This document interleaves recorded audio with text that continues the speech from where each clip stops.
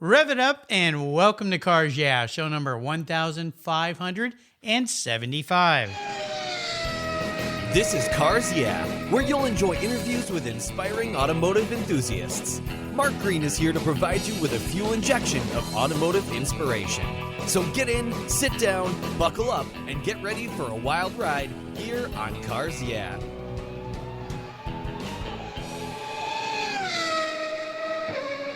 Hello, inspiring automotive enthusiasts, and welcome to Cars Yeah. I'm revved up and very excited to share with you today a guest calling in from Redding, California, Rob Krider. Rob Krider is a national champion racing driver competing in the National Auto Sport Association, NASA, Honda Challenge Series. Rob has raced numerous forms of motorsports, including drag racing, autocross, hill climbs, rallycross, and even demolition derby. That's pretty funny when you learn what he does for his day job. He also is a champion endurance racing driver. This guy's having fun. He's a contributing editor for Speed News magazine and writes the Tool Shed Engineer column that provides tips for club racers. Rob's been on numerous TV shows, including Mud, Sweat, and Gears. I love that. Optimus Search for the Ultimate Streetcar and Horsepower Wars. And he created the documentary film Double Down, a look at endurance racing. By the way, when Rob's not on the track, he's a California Highway Patrol officer. So that makes what he's doing pretty fun, especially the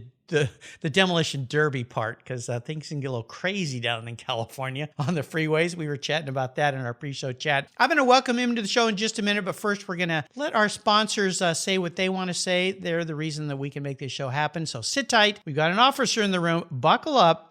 Get your driver's license and your insurance and registration ready. We're going to be back in just a minute.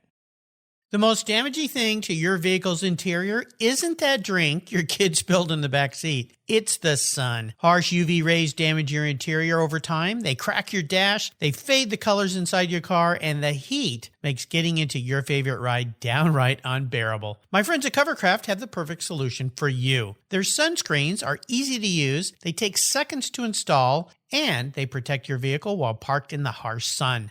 They fold up easily and store away for those times you don't want to use your car cover. I have one for every one of my vehicles, and you should too. They come in a variety of colors and options, feature an accordion design that makes unfolding and folding them up a breeze. Want to give a gift that keeps on giving? Buy a sunscreen for your family members and your friends. They're custom made and fit almost any vehicle. Check out covercraft.com for a huge number of styles, colors, and options that you're sure to love. And I've got a deal for you. If you use the code YEAH120, that's YEAH120 at covercraft.com, you get 10% off your Covercraft order. Go to covercraft.com and use the code YEAH120 at checkout, and you've got a deal. That's covercraft.com. Use the code YEAH120 at checkout. Covercraft, they've got you covered. Get your sunscreen today.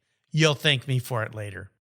So, what do you do after running a race team for 27 years with over 100 podiums, multiple Daytona wins, and a win at Le Mans? Well, if you're a racer and the Racers Group team owner Kevin Buckler, you start Adobe Road Winery.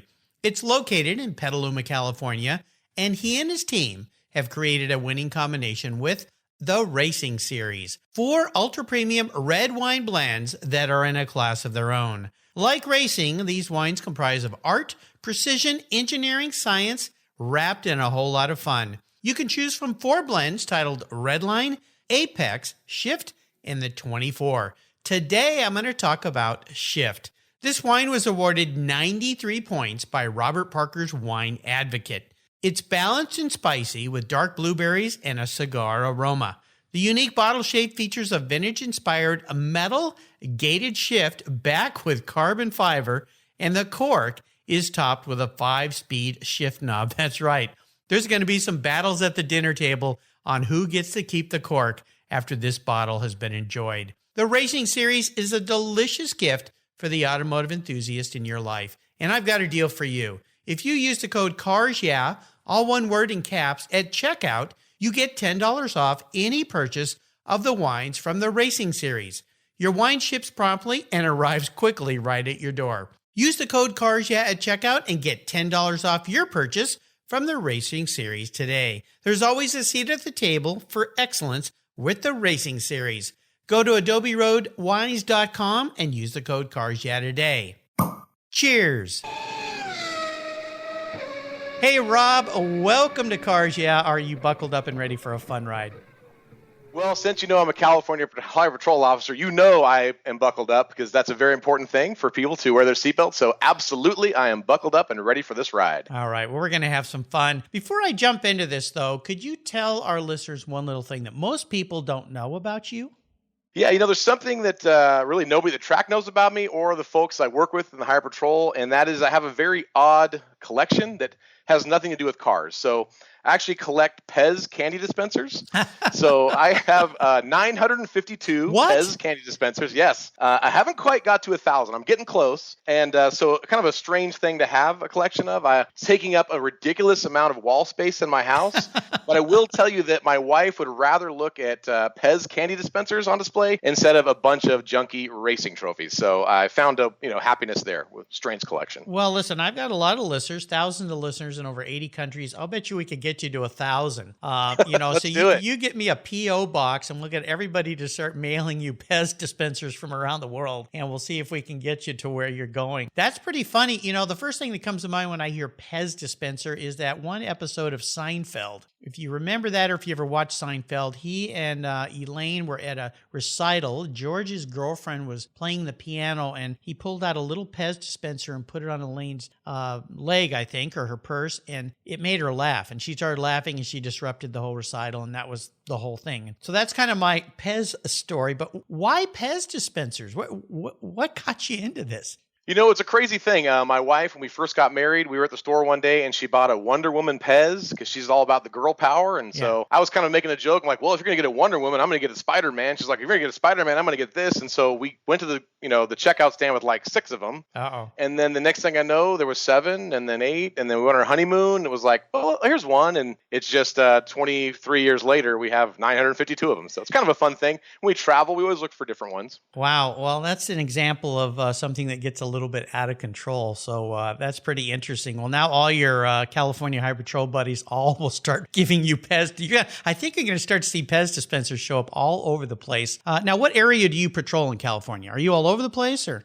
In my career as a California Highway Patrolman, you kind of move all over the state, which is one of the advantages of working for the CHP, is that I got to work in Santa Barbara, which is one of the most beautiful places in our state. Oh, yeah. I've been in Fresno, Redding, you name it. Just depends on where the job is. And as you promote through your career, you get around. So I used to work the 101 freeway right there in Santa Barbara, and now I drive a desk. So I've moved up the organization. Okay. I'm an assistant chief. So if I pull you over, you've done something really dumb because I don't really do that anymore. Yeah, well, shoot, I was going to tell everybody in California to start carrying a Pez dispenser, and maybe that will get a get out of jail card if Officer Krider pulls you over. But I can see now, maybe all of you Californians should carry one anyway, and someone pulls you over, say, do you know Officer Krider? I have something for him.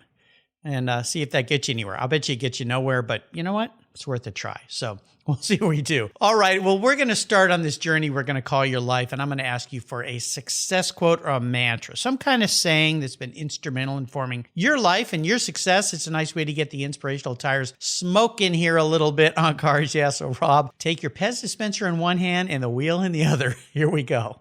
All right, I got the wheel. So, Mark, I know you asked for I listen to your show all the time, and you want people to have a mantra, but I'm going to do you 4 better. I'm going to give you 4 mantras. Wow. I got lots of mantras. Yeah, okay. I'm all about the mantras. So, okay. The first one is to race anything and win everything. So it's kind of, self-explanatory. Goes back to my history in motorsports, autocross, hill climbs, demolition derby. I actually once raced a big wheel down the crookedest road in the world in San Francisco. Oh, my gosh. An event called Bring Your Own Big Wheel. So it was totally awesome. So, that's kind of my thing. I'll race anything with wheels, and I always want to win. So race anything, win everything. Number 1. Isn't that Lombard Street? Isn't that what they call that street? It is. Yeah. Yes. Yeah. Super, super fun. Did you make it to the bottom? I did. Yes. You did? I did very well. Wow. Well, and they'll put like 300 big wheels at a time, just slamming down the hill. It's really, really fun. Oh my gosh. I'd like to see. Is that on YouTube somewhere? Plenty of YouTube. You can see it. We have our own. I put 3 GoPros on my big wheel when I did it. So if you go to the Krider Racing YouTube channel, you can see me bombing down the crookedest road in the world in San Francisco. Super fun. All right. So number 2. So number 2 is where do we go from here? So, and this comes from endurance racing. So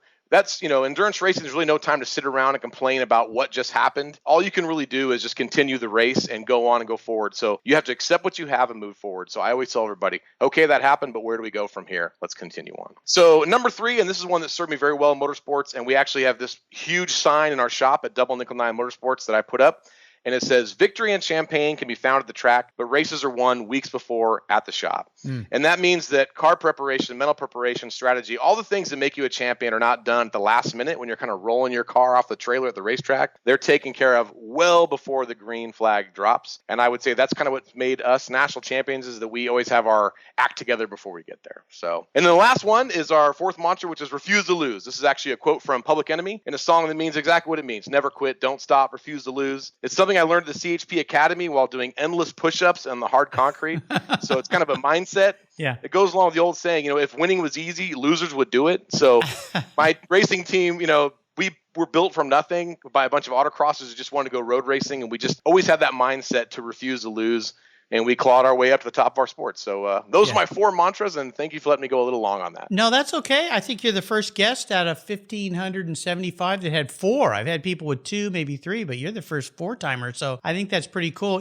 A lot of this ties in so great. I love endurance racing. When I race vintage cars, we got to do a couple endurance races. They weren't long, or like 24-hour or 12-hour, but it was really fun to stay in the car for a long period of time and really get dialed in, because usually vintage racing is 15 laps and you're done. That's it. And it's never enough. Right. But I had Kevin Buckler on the show, who runs TRG, the Racers Group. I mean, he also has Adobe Road Winery, which is a new sponsor here. So he makes some killer wine. But you remind me of him, because he's got that very much just, you get in, do it, get it done, just go, go, go. I mean, when you have a meeting with him, you're like worn out at the end of the meeting, because he's like you, he's got all this energy, all this go, but that's what endurance racing is all about. So let's talk more about this racing you do. I'd love for you to talk about your outside of your career as an officer, and first and foremost, thank you for your service as a first responder, what you've done. You guys are out there putting your life on the line all the time and dealing with, and I see them, the yahoos on the road that are doing just stupid things. I never speed, of course. I just want to make that clear. Oh, I'm sure. Yeah, I might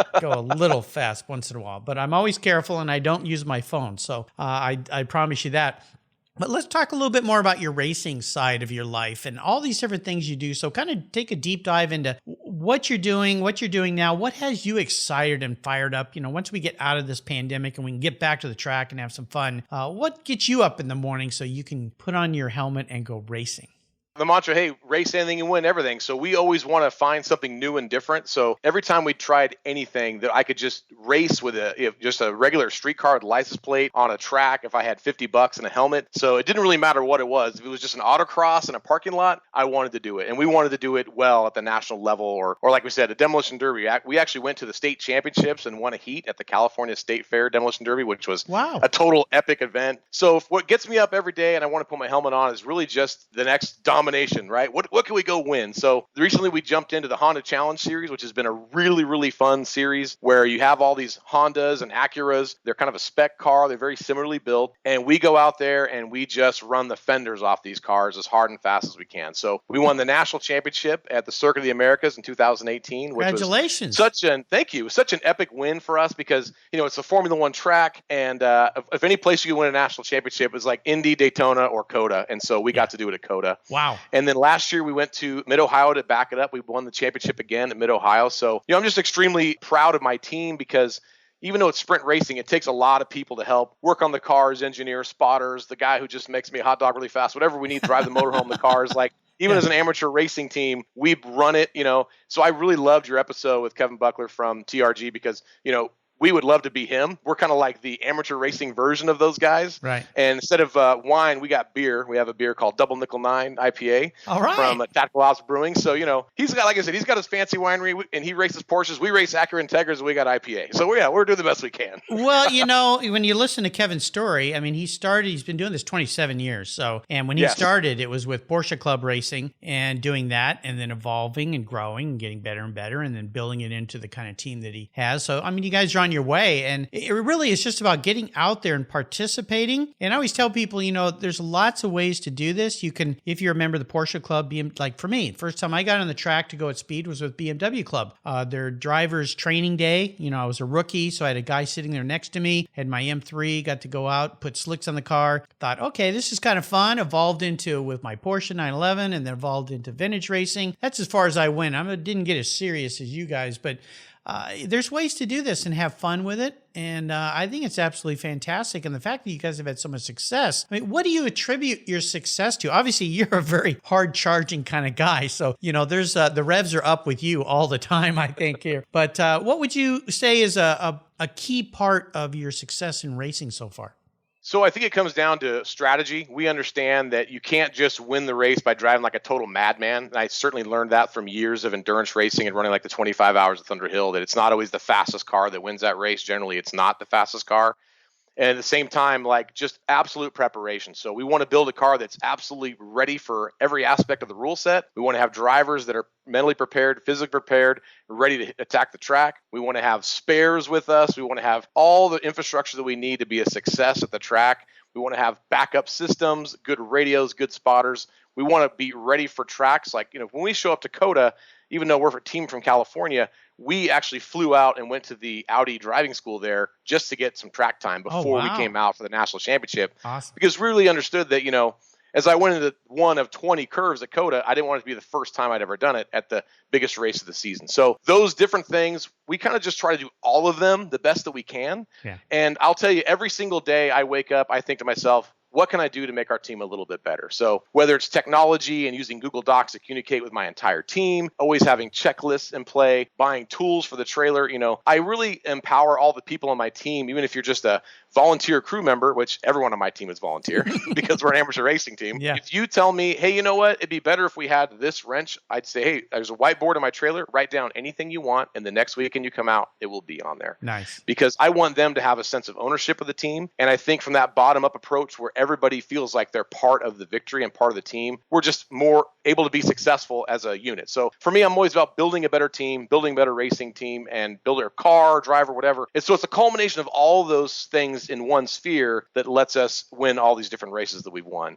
It's not just one thing, for sure. Well, obviously you're a great leader. And when I listen to all the racers that I've had on the show, and there've been hundreds of them, it's always the same thing. It's the race is won in preparation. It's not usually on race day. It's preparing, getting there. And even as you listen to Kevin talk about his first time doing big things like Daytona, even Le Mans, and as he said, getting his butt kicked and kind of going home and going, okay, what did we do wrong? Let's regroup, rethink this thing. And of course, as you know, he won Le Mans outright as a private team 1 year. Yes. I mean, that is a very hard thing to do, playing against the big boys. That's preparation, that's dedication, hard work. And so it sounds like you're having an awful lot of fun, which is very, very cool. For sure. Yeah, let me ask you this. I always like to ask my guests, maybe take us into a deep dive of a big challenge or a big failure you faced somewhere along the way. Could be in your racing, could be in your life, could be somewhere, but just take us there. Walk us through that painful time. But more importantly, what was that lesson learned so you could come out positive on the other side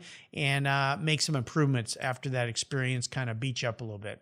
Absolutely. Mark, this is an easy one for me because the biggest challenge I've really faced was the transition from being a punk rock lead singer in a college band who got kicked out of college for being sort of an idiot and then got a girl pregnant and suddenly realized with a baby on the way, I need a job with benefits and I need that job like right now. Oh my gosh. Well, now we just took a turn down a road I had no idea we were going to be going down. Okay, wait, let's go back to the punk rock band. Okay. How does a punk, okay, I guess you're going to take us there. How does that, how does that kid get to where I wasn't born a California Highway Patrol officer. I had to become one. So okay, you're right. Yeah. All right. Well, I'll let you keep going. This is quite a story. Well, so there I was living the dream. It's, 94 in San Luis Obispo at Cal Poly. And, it's a punk rock surfer scene and I'm having a great time. Poly Royale. That's right. Poly Royale. It's a good time. Yeah. So Been to a couple I of was those. having such a good time surfing and playing in my band. I forgot to go to class. And so finally I got a letter from the University California Polytechnic. It said, in order to maintain academic status here at Cal Poly, you must have a cumulative GPA of 2.0. Your cumulative GPA of 0.67 is far below the minimum standards. And then the last line was the kicker. It said, we wish you the best of luck elsewhere. So I was, ouch. Yeah. I was looking for a place to land, and then to follow up that epic failure, I then got a girl pregnant, who's now my wife and mother of 2 children. So I'm not really doing too well, right? I need to get my act together. Yeah. Straighten up, young man. Yes. What are you going to do? And the baby's on the way. How are you going to pay for that? So I knew I wanted to be a driver. I wanted to be a race car driver, but nobody really cared. It was kind of something that was going on in my mind. Yeah. So I found a place that would let me drive a car, and they would pay for the tires and the gas. There you go. And they'd even encourage me to drive very fast. Yeah. So I joined the California Highway Patrol. So what was tough for me was that going from the surfer laid-back lifestyle of Cal Poly to a paramilitary academy at the CHP Academy in Sacramento, where they're spitting in your face and you're doing push-ups and they're screaming at you. They're calling you a booger-eating moron.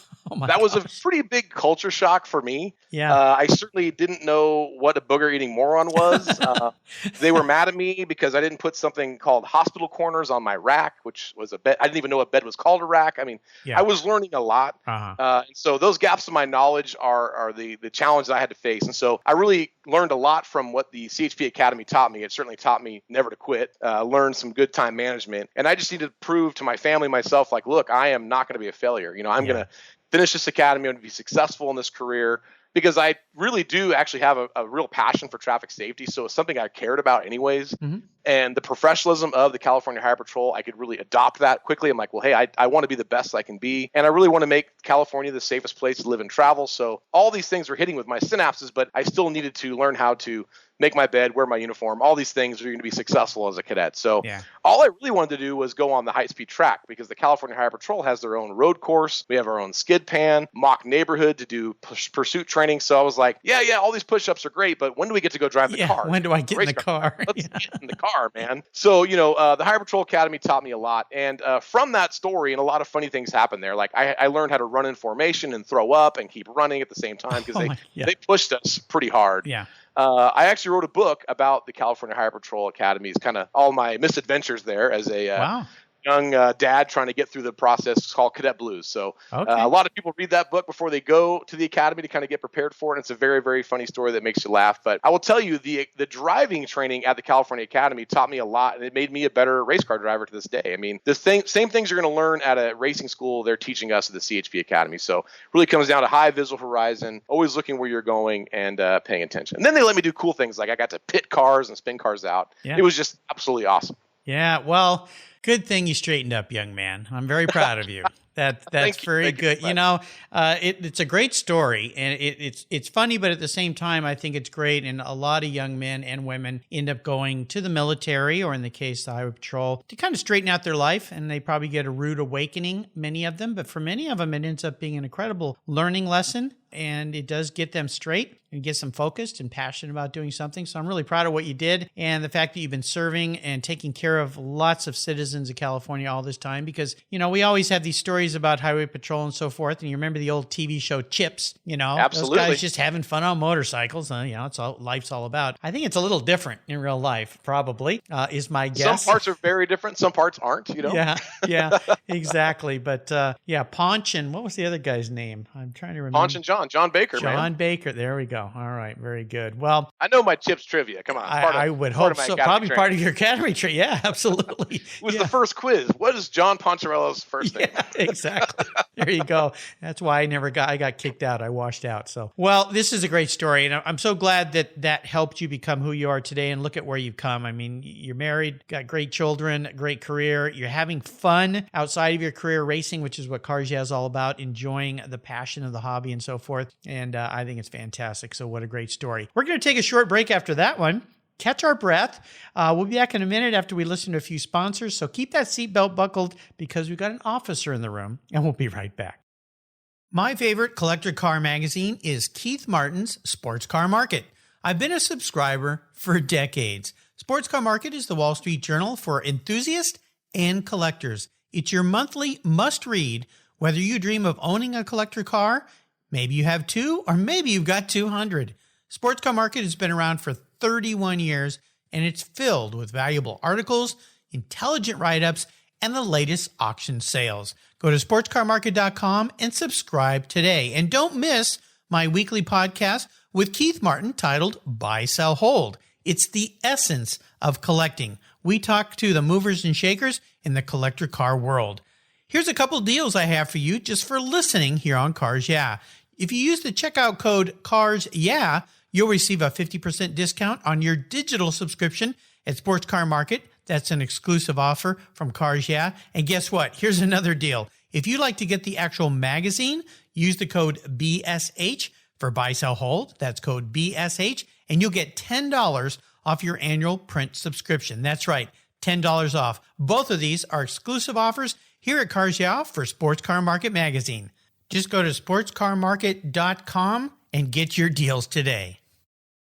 If you're listening to Cars Yeah, you've probably spent some time working on your favorite ride. But how confident are you working on your finances? You may be able to rebuild a fuel injection system, but can you decipher the details of a mutual fund? If you're like me, investments, insurance, annuities, budgeting, and other financial concepts may seem a bit daunting, but what if I told you there's a book that describes these subjects and more in an easy-to-read and a very humorous way? My friend Chris Kimball, CFP, a longtime sponsor and past guest here on Cars Yeah, has written that book, and it's titled The Saga of Ike and Penny, a couple's humorous journey through the confusing world of finance. It's a fun look at things you need to know, everything from investing to effective ways to get rid of credit card debt, and it's probably the only book on finance with a VMAX on the front cover and a classic Mini Cooper on the back. The book's available at Amazon for just $10, and this book will dramatically improve the direction of your financial future. I gave copies to each of my children. All securities are through Money Concepts Capital Corp. Christopher Kimball Financial Services is not affiliated with Money Concepts Capital Corp. Get your copy, The Saga of Ike and Penny, today. All right, we are back. We're still behaving ourselves here at Cars Yeah, and I want you to share a short story that talks about what instigated this passion that you have for cars. Tell us about a pivotal moment in your life when you knew that, you know what, I think I'm kind of a car guy, kind of a racer guy. You know, I grew up in a gearhead house. I had a dad who loved cars. He had done some autocrossing in parking lots back in the 60s with a notchback Mustang. He'd done some go-kart racing in the 80s.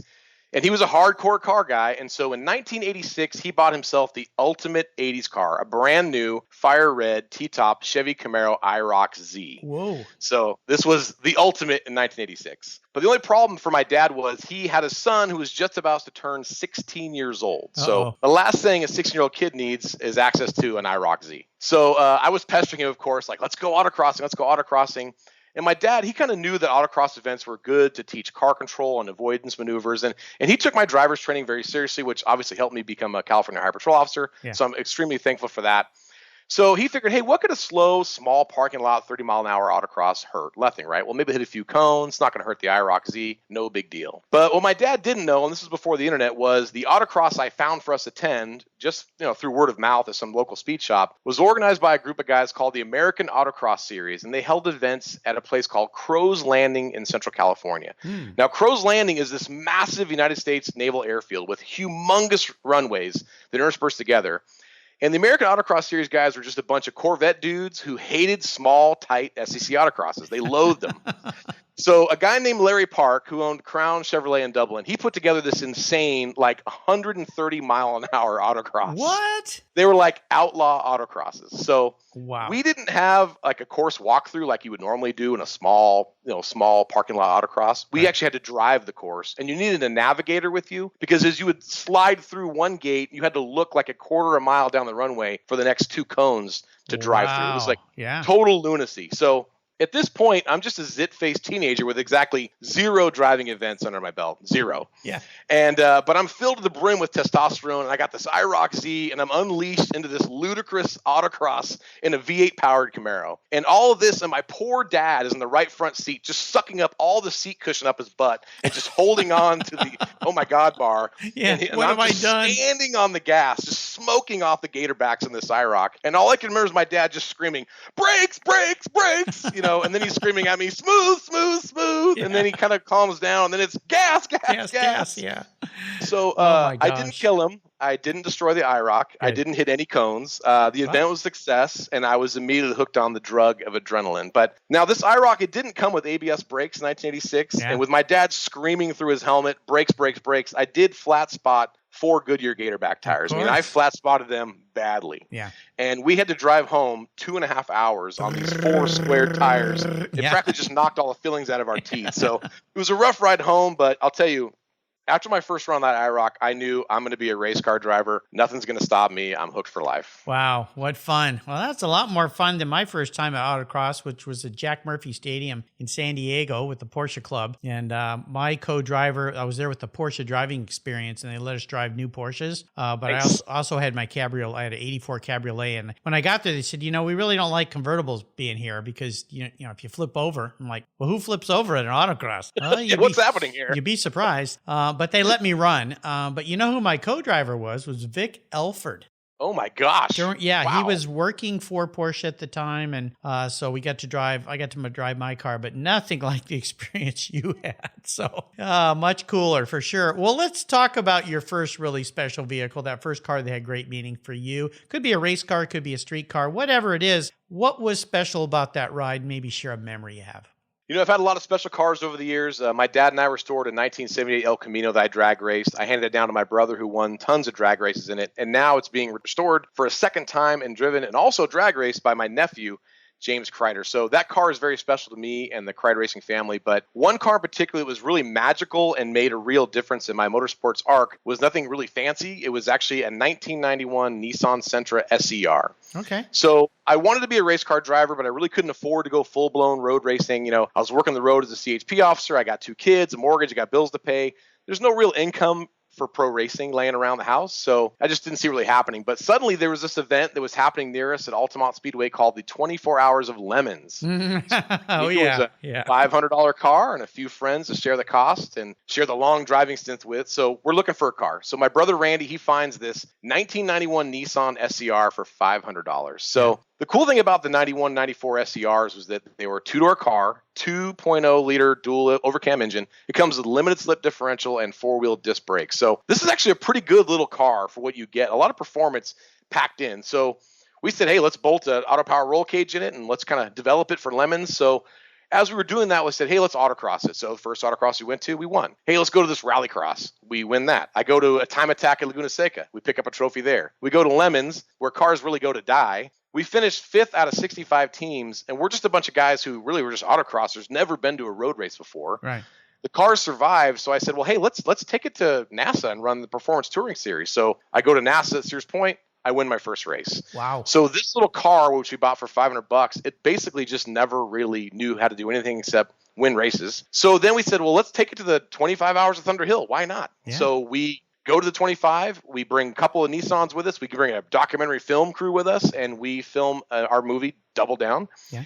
And we end up beating the factory Mazda team and podium at the 25 hour with our little $500 Nissan Sentra. Oh So my gosh. this car absolutely, changed my life and kind of moved me up through the ranks of racing. And really, it's kind of the star of our documentary film. So if you want to watch a really fun hour and 15 long movie about endurance racing, kind of just a regular Joe who just goes all in for the biggest, longest race in America right now, 25 Hours Thunder Hill. Check it out. Double Down on YouTube. You can find it on our website, team559.com. So my special car is a Nissan Sentra SER. Well, I guess so. Pretty damn special. I had Jay Lamb on the show, who's he calls himself the chief perp at 24-hour limits races. A great guy. Yeah, and that whole event is really fun for you listeners that haven't heard about that, and probably most of you have. But if you haven't, Google it. It's a hoot. But this progression with that, that's quite a story for a car like that because it's incredible, all the places you took it. Obviously, you know how to drive a bit, so that helps a little bit as well. But what a story. Well, I always ask my guests this very introspective question, kind of get into your skull a little bit here, okay? If you woke up tomorrow, Rob, and you were a car, what would you be and why? Mark, I'd like to say something cool, like I'd be a Porsche, 911, GT3 RS, but that's, crafted with German precision. But the reality is that's just not me. So I'm probably just a Ford Crown Victoria, American made, full frame car, gets the job done. Yeah. And I don't just say that because I pedaled a Crown Vic, police interceptor up and down the California coast with CHP, but really it's just because the car's a worker, Yeah. But it still has some technical performance bits hidden under the taxi cab skin. It's got aluminum suspension, it's got tough spindles, it's got Ford V8 power. So for me, the Ford Crown Vic is simply just a solution to a problem. Nothing fancy about it, gets the job done. So I guess that's sort of how I see myself. Just a guy who takes care of business. I'm kind of an Elvis Presley fan. He had this big logo on the back of his plane, says TCB with a lightning bolt, and that's it for taking care of business. So I always thought that was kind of a thing that I adopted from Elvis. So I'm all about taking care of business, and the Ford Crown Vic, it takes care of business. It does. For years, I found out I had a cousin who lived in Carmel by the Sea, Jim Brown, and I met him actually at a funeral service for a great aunt of mine. I had no idea he lived there. I kind of had heard about him as a distant relative, and we started talking, and I said, I come to Carmel every year for the Pebble Beach Car Week, the historic races and so forth. And he said, well, why don't you just come and stay with me? He goes, I hate it when all you guys come to town. You mess up my town. There's too much traffic, so I leave. Yeah, Carmel is a nightmare during that week. Yeah, so he said, you know what? You can stay at my house, and I'm going to go get out of town. So the first couple of years I did this, he had an ex-police Interceptor, dark blue, tinted windows, Crown Vic. And so he would drive up to San Jose, leave it in the airport parking lot for me, just put the keys on the top of the tire. And he said, when you get down to the house, eat the food because I don't want it to go bad. I'll be back to pick up the car when you leave a week from now from San Jose Airport. So just leave it parked where I left it or give me the parking stall and have at it. And I'll tell you, Rob, the first time I drove that thing from San Jose down 101 to, was that Highway 68 that goes out by Laguna Seca racetrack? Yep. It's California, so you can drive fast. I get in the left lane. I just park myself there. I've never had so much fun in a car. Everybody pulled over and let me go by. Everybody. Every single car. It was like, and at first I didn't quite get what was going on. And I know people aren't going to believe this, but I just I want to get down there. I'm, long flight and everything. And I'm going, man, this is pretty cool. Everybody's just getting out of the way. And I was with a friend of mine. He goes, well, we're in a police car, And I'm like, that's right. Oh, that's right. And he goes, and the windows are tinted so they can't see who's inside. And he'd even had the whip antenna in the back. He left it all on. Police so anyway, that was fun. We had a lot of fun. He figured out a very, very smart loophole in how things work. And so you're lucky to have that experience because that's an experience I get every day. You get on the freeway and then you're in your patrol car. It's like, Moses parting the seas. Yeah. Everyone gets out of your way. Then you get in your Chevy truck, you're driving home to work and like, hey, why are all these people in my way? It's a very odd thing to go from one thing to the next. You have to realize oh, that's right. I'm not in my Crown Vic. I'm just a regular guy out here. Yeah. Well, I'm eternally grateful. For 12 years, I got to do that and stay at his house. And it was so much nice. Now he's sold his business and left town. And so all that free ride is over, but it was a nice ride. So thank you, because I really appreciate that. Well, we're heading into the last lap. You've been here many times. The white flag's out. You can see the checkered in the distance. I'm going to ask you a series of questions and have you give us some very quick blips of that throttle, that Crown Vic throttle. So here we go. Would you share one of your personal habits you believe has contributed to your many successes over the years on the track? Yeah, I would say turn off your television. Put your phone down, get to work. Instagram is cool and all. I'd love for you to follow Krider Racing. That's Krider Racing on Instagram. But you don't become a racing champion taking selfies. You got to set that phone down and grab a wrench. The car is not going to fix itself. Even if you have 500,000 followers, you got to do the work yourself. So people ask me over and over again, like, how do you find the time to get everything done? Books, racing, your career, family. And it's very simple. I'm not watching Counting Cars or Fast Not on TV. Like, I'll be underneath an Acura Integra muscling in a rebuilt transmission. So you just got to do the work. And that's my advice. Do the work, yeah. And these days, I'll tell you, with all the crazy stuff on television, turn off the news. You'll be a lot happier. Get out in the garage and have some fun with your car or do something creative. Start a podcast, whatever. Call a friend and ask them how they're doing. How about if I could arrange for you to have a drink or a meal with anyone in the automotive industry, living or deceased? Who would it be? For me, that would be Mark Donahue. Oh, yeah. So I've read his book twice, The Unfair Advantage. I love it. He's just an amazing engineering mind, untouchable driver. He was a guy who raced anything, and he won everything. So if I could share a beer with him, which of course would be a double Nickel 9 IPA from our team, I would ask him what it was like to break the closed course top speed record in the Porsche 917-30 at Talladega. So he went 221 miles per hour. And I would like to know, like, what did that first corner look like? And remember, this is on 1975 bias fly tires. I know. He's going into that first corner. And so I would just love to talk to him about that. He had some serious stones. Tragically, 10 days later, he died testing an F1 car in Austria. Yeah. And I just think losing Mark Donohue then, it set racing back forever. He was just a huge pioneer. Yeah, he was incredible. I mean, engineer mind, could drive. I mean, he really had it all in so many ways. And one of his Porsche 917s he races was at Bruce Canepa's shop last year. I was there for a couple days shooting Cars Yeah television show. And I got to sit in that car and just kind of go, holy cow. And Bruce is quite a racer. He knows how to drive a car, and he could drive that car too. But, he was just talking about the same kind of things you were mentioning about. Imagine Mark Donohue in this thing doing the speeds over and over and over. And he said the same thing on these funky tires they had back then. He was a god. Yeah, incredible. How about the best automotive or racing advice someone else has ever shared with you? What would it be? One time a good old boy walked up to me at a drag racing track and looked at me and said, "If it ain't broke, don't fix it." And so Yeah. I thought that was kind of strange, but I was ET bracket drag racing in high school, and all of us high schoolers were just gearheads. So of course we were chasing speed. We're always tinkering our cars, but speed is not the name of the game in bracket racing. Consistency is. And so it was important because the question really was, do you want to go fast or do you want to win? Yeah. So it taught me strategies crucial to becoming a champion. And I have to remind myself because I'm a guy who's always kind of improving things. So my engineer at Double Nickel Eye Motorsports, Stephen Young, he's kind of the same mindset. So if you leave the two of us alone in a garage with my Honda Challenge car, he and I will stay up all night long. We'll take it apart and put it back together again right before the national championship starts in the morning, even if we have the pole. And so that's probably not smart. You know what I'm saying? So sometimes I have to remind myself, let's just leave it alone and drive it. So they have to find that balance between, like, is the car prepped and ready to go? And if it is, and if it ain't broke, don't fix it. Don't fix it. Yeah, I've heard that one many times myself. How about a resource? Is there a go-to for you that you think our listeners would really enjoy? Yeah, I'm a writer. I write for NASA Speed News magazine, as you mentioned, for over 8 years, and I've got this outstanding collection of how-to stories for club racers and my Toolshed Engineer column. So I've linked all those stories on my website, robkrider.com, or my team's website, team559.com. That's for Double Nickel Eye Motorsports. So it's just a great resource for any racer or any car guy or gal to check out for good tips and ideas for working on cars, organizing their racing team, building their trailer. And not everything in there is just how to fix a car. A lot of it is how to fix a team. Because my team's won a lot of races, not because the cars were fast, but I think the team was efficient. So, we talked before, organization, preparation is everything. I have a master's degree in organizational leadership. So developing teams and building efficiency is sort of my thing. And I think that's what has taken me from beating up my dad's IROC at that crazy autocross to winning multiple national championships in the Honda Challenge Series. Yeah, absolutely. How about a book? Is there a book you'd like to share that you've learned a lot from?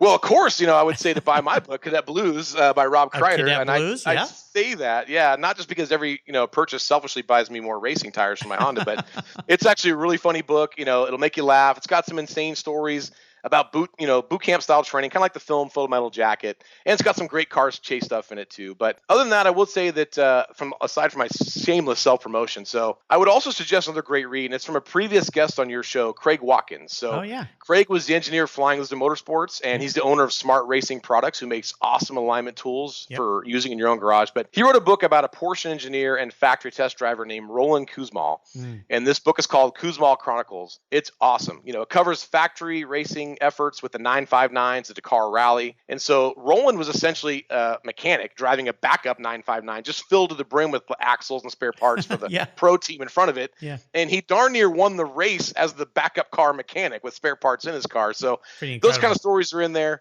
So Kuzmal Chronicles, you can find that at smartracingproducts.com, and great book, and obviously Craig Watkins is a great guy, so worth checking out. Yeah, absolutely. Well, I'll remind you, you can find all these great links on Rob's show notes page on the Cars Yeah website. Just go to carsyeah.com, type in Rob Krider, Krider.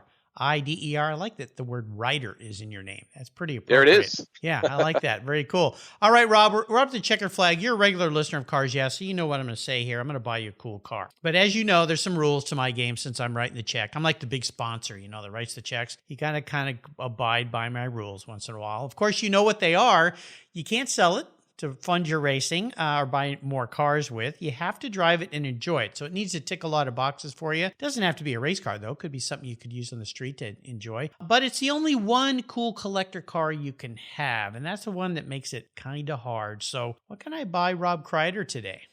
All right, Mark, you have to get your wallet out, and you're going to get a plane or a ship because this thing, I think, is in Germany right now. So I'm looking for the number 2 factory BMW team's M3 GTR that Boris said won the 24 Hours of Nuremberg back in 2005. All right. So here's the history of the car. He's the first American to win that race. He drove the last 7-hour stint for the team. He actually beat the legendary Hans Stuck, who was in the team's number 1 car, in an insane rain race. So I'd love to have that car in my garage because I come from endurance racing, and right now, in my opinion, the 24 Hours Nuremberg is probably the ultimate 24-hour race that's happening. Oh, yeah. Hometown victory for BMW to win it in Germany. And the fact that Boris said was a driver for that team. And I love him. He's a total madman race car driver, and I just think it's super cool. And I'd want that car because I'd like to just have it in my garage, lean against it, drink some double nickel 9 IPA, tell the story of the car. We park it next to my $500 Nissan Sentra, and we can tell the stories of both cars, I think so. Well, Boris has been a guest here on the show. He was a great guest to listen to, his stories and everything. And he's one of those guys that you just think will be racing when he's 100 years old. He just keeps doing. He lives down there, I think, in Escondido, that area, I think, of Southern California, not too far away from home. My wife and I have an Oceanside, actually.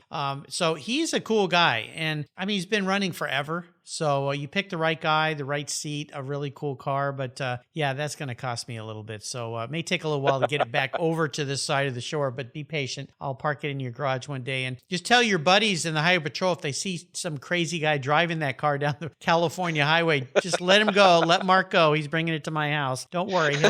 He'll be safe. He'll be safe. So those German plates are totally legal in the state of California. Good. Yeah, it's all good. Rob, you've taken me on an awesome ride. What a fun ride this was. I'm so happy you reached out to me. I want to thank you for sharing an incredible life you built around your passion for cars and for caring for people and making sure people are safe on the roadways out there, and all your fellow officers as well. A thank you to them as well. Before you go, though, could you give us one little parting piece of wisdom or guidance before you drive down the coast highway in that nice little BMW M3 GTR that guy named Boris used to drive? I cannot wait for you to get that car for me. That's going to be awesome. Yeah. My advice is no matter who you are, chase your dreams. Sports car racing these days, if not always, has really been reserved for the ultra wealthy. But the reality is anyone can do it if you truly have the desire and the hard work ethic. You can overcome those obstacles. So I'm a simple government employee, certainly not wealthy by any means, but I found a way to get behind the wheel, ultimately built upon those successes in motorsports. So never quit, chase your dreams, and find yourself on top of that podium spraying some champagne. Well, listeners, here's the guy that figured it out, and you can figure it out too. It just takes a lot of work and hard effort, but here's a guy that you should follow and you can learn from. Give us some ways that people can follow you. You've mentioned it throughout, but maybe what are some better ways or ways that we can remind our listeners how they can keep up with you, which I think is going to be a hard thing to do? Sure. Hey, go to cadetblues.com where you can read the first chapter of the book for free, and I absolutely promise it will make you laugh. So ebook readers, you can find the book on Apple iBooks, Barnes & Noble Nook, of course, Amazon Kindle. Print copies can be purchased on Amazon, eBay, or cadetblues.com. For you Amazon folks, if you look up Cadet Blues on Amazon and you have your Prime button switched, you won't see it because Jeff Bezos is trying to make a little extra money on me, I guess. But if you switch the Prime off, you'll find it there. Jeff, what are you doing, buddy? Don't you have enough money already? My God. Yeah, he's a little greedy with that. That's okay. I appreciate it. I sell a lot of books on Amazon, so I can't complain. I appreciate him inventing that format. There you go. You can check out Double Down on YouTube or my column, Toolshed Engineer from Double Nickel Motorsports. That website's team559.com. You can get all this stuff on robkrider.com. But honestly, for anybody driving the freeways of California, man, just put your phone down, keep your eyes up while you're driving, because the ultimate goal for you and the officers of the California Highway Patrol is we want you to get safely to your destination, whether it be your house or Disneyland or whatever. So just please stay safe out there. Keep your eyes up. Absolutely. Keep your eyes up, head up, as they used to yell to me in my ear when I was doing racing school. Head up, head up, head up, and